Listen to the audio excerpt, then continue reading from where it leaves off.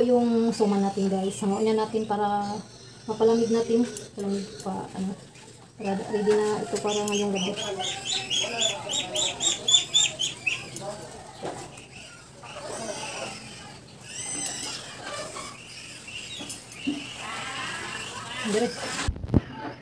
Ito po muna natin ilagay sa dahon ng saging. Hanguin natin lahat para ano siya, mapalamig natin.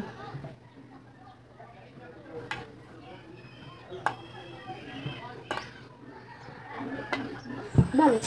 Guys, lagay na natin ang ating suman sa lalagyan guys. Para ready to bit na. At sa pamamaluin yung pangdagdag snack natin. Yung last vigil ni Papa.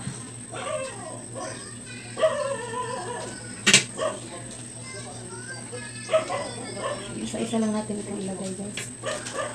Buhaan lang natin ng tali. Para ma-arrange natin sa lalagyan ng where is the kutsi.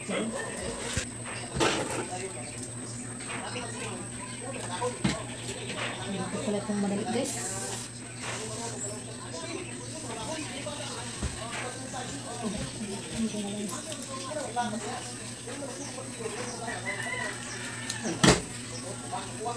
Hindi ka panghihabang putos na dagpo. Among itunol, among kinasing-kasing pagpasubo ngadto sa nagbungutang banay ang biniyaan ni Sir Victoriano. Ngadto siya kapikas, mga anak, mga apo, kay igsuunan, kaparintihan, kay agawan, mga higala, mga dumuduong, mga silingan. Kanatong tanan, mayong gabi. Mga binati ko mga igsuunan dyan ni Kristo. Sa dili patamo padayon tuguti ko sa pagpasalamat sa itong mga patron, Senior San Isidro. Ug usab sa itong pinanggaw buutan nga Barangay Captain, Honorable Barangay Captain Jimelina Carnisi, ngadto sa mga opisyalis sa mga barangay, mga opisyalis sa nagkalain-laing departamento sa lokal nga pagamhanan. Among kinasing-kasing pagpasubo ngadto sa nagbutang banay nga biniyaan ni Sir Victoriano sa Liamis family, Lopez family, Alo family ug Humawas family. Mga binati ko makaigsunan kini atong gidalit nga mubo nga programa. Nagpahinumdum lamang kini natong tanan nga niining matawag makalibutan atong gipuy-an. Kitang tanan pulos dahil yun maangkon sa kamatayon. Unya, pinahagin ini, doon na tayo hanay sa programa. Una, doon na tayo piningsong nga pwede katuliyugan sa pag-awit. Umana na, doon na tayo pining-prayer, mga pulong pag-ampo, pasalamat, mga panginaong, alang sa iyang kapalayang dayon.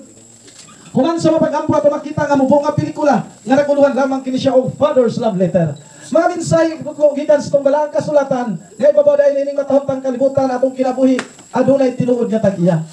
Apan bulahan ang atong ginikanan kay gipahuman ni nato sud sa 84 ka katuigan. Unya human sa maong sulat ato po mabati ang usa ka sulat pod nga agig pamalandungan atong mga anak nga utang sa itong mga ginikanan ang atong kinabuhi kay sila man ang nag-umol nato aron magbatuntaw kahayag ni karong tagna. Sulat nga nag-uluhan, sulat ni nanay ug ni tatay. Human sa maong sulat ato na mabati ang mga mensahe mga lakbit say asoy sa kahagis kinabuhi kuno sa nila to ka importante kabililhon kinatong ginikanan ni metaliwan karon minsay sa kapikas siya mga anak apo o suot ka niyang higala. Unya human sa eulogy ato na makita ang dugukan sa itong programa gitawag nato og timeless tribute. Mga anib sa kaagis ang kinabuhi panahon siyang kabatanon hangtod na minyo siya nakahibalag sa iyang pinanggaw butang kapikas unya nakaugba o nakaugmat sila buutan nga mga anak ug mga apo apan wa damhag pamalandungan nga sa kapulihay sa mga adlaw gikuha na gid siya sa tinuod nato nga tag-iya. Lord, may gabi nato tanan.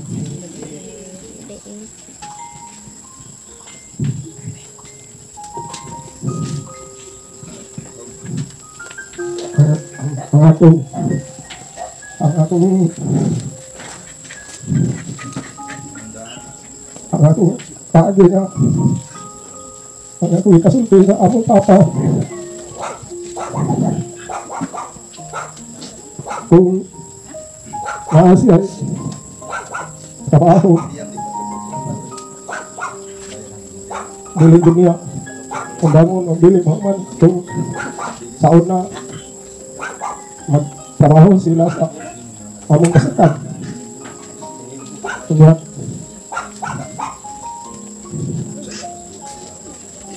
kanang kung nami makasla ni Mahagin ng bunal.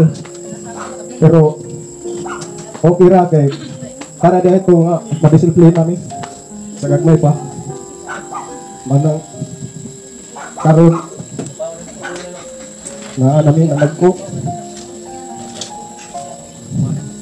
Nagpasalamat ko nga bisan makatilaw sa bunal nagdako po ko nga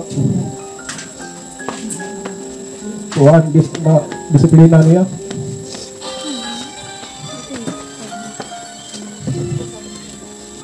Ang pasalamat niya iyaming gigaydan nga managko nga dili mag-away.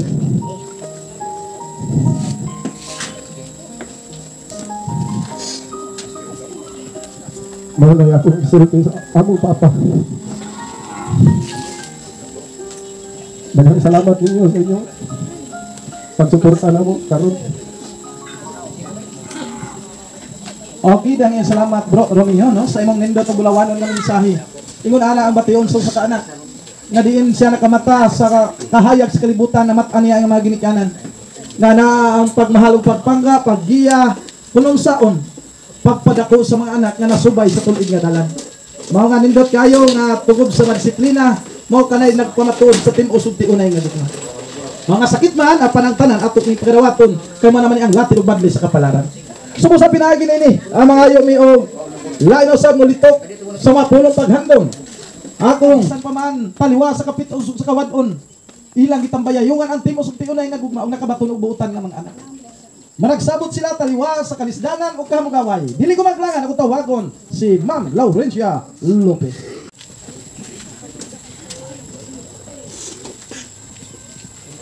Una sa tanan, may gabi na kong tanan, mga anak, mga silingan ako, na iyan na unong sa akong mga problema.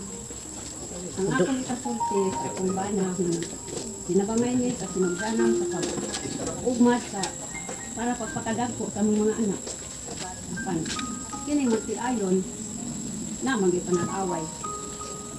Mag-away ni, mag-amigo, hangtod na nanaghan ko bukaw ang mga anak. Karon, ang among mga anak, ang itatubo sa wala gina, pagdisiplina. Dinaymayan sa maayong pagdiyan nila, tagsatagsa nila kapag saban na mo, nga dili nila pasagdan. Sila mintabangan sa mga trabaho, sila, kung say among sugo, iya sila turno.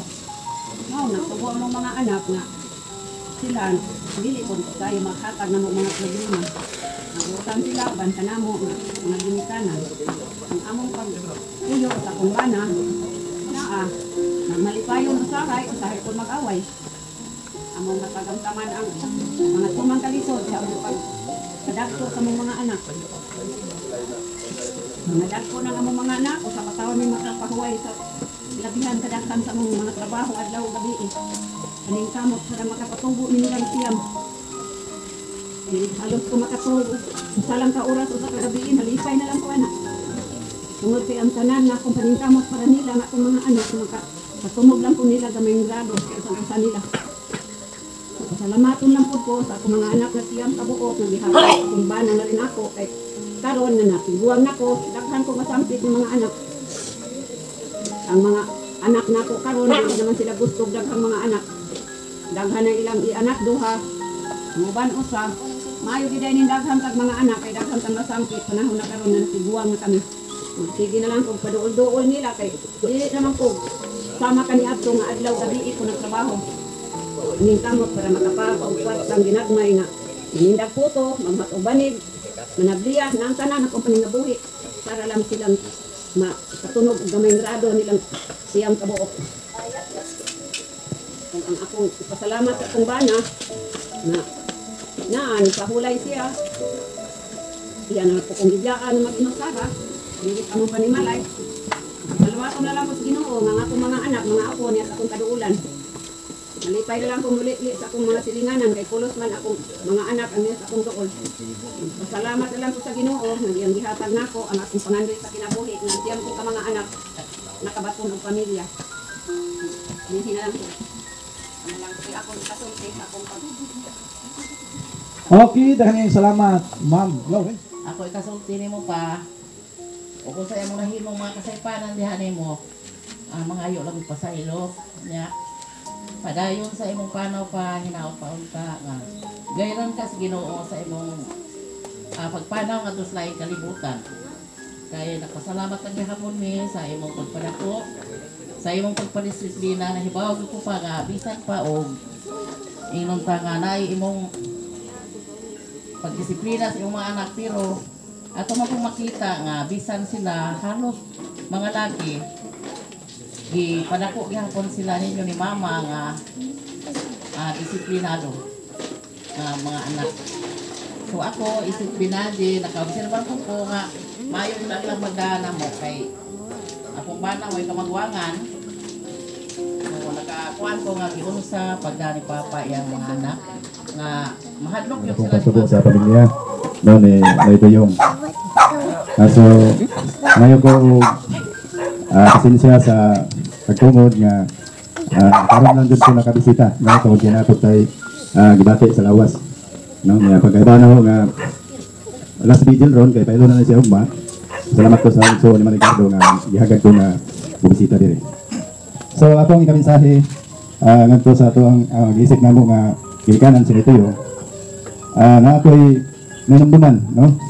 Sa panahon nga nagtubo ko nga nagkauban ni makadali sa barangay, no? Nag-aabot man ni ani sa panahon nga barangay tanong pa ni siya niya ako ato murag isko chairman na, no? Maayo siya nga disiplina sa mga batanon, no? Dili lang sa mga batanon kundi kung sa may mga balao diha nga diha sa barangay nagid siya ay mga nga implementasyon, no? Niya sa hantod nga nagtubo mi nga mga ulitaw na ang iyang mga anak ay kaparehas na ako o mga pangidaron no mato nga suggawas ko sa ilahang pamilya sa ni si nanguring ang iyang mga anak barkada nako moari ko suggawas ko sa ilahang pamilya sa ilahang panimuyo no kay nga barkada man si Braduming no mo akong kaedad dili nako malimtan ang ilahang kaayo no ug unsa ang ilahang pamilya pod ka maayo mudala sa mga kaigsunan nga labi na sa mga kasilingan kay dili man po sila daghan jud pod no og kaliwat din ang kapita kay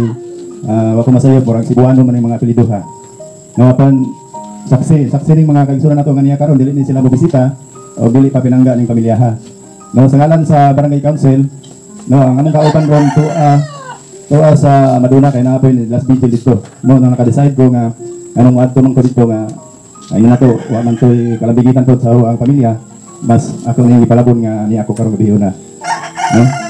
So sakit jud palandongon sa giingon ni agaw bubong kay ang pagbiya sa usa ka ginikanan bisan wala ko buot atong gayon nga nitaliwan ang akong amahan apan aninaw nako no nga mas grabe jud bation naman diri si mama ay la pog hilak ma kay ang mga kaagi sa kinabuhi ma-conjud marikol ba sa nanay ngon ani nga tribute no kay paghando man sa mga kaagi samtang buhi pa ang usa ka minahal nato sa kinabuhi. So ngadto sa pamilya ni Tuyong ni Nang Luring sa iyang mga anak, mga apo, mga pinaji.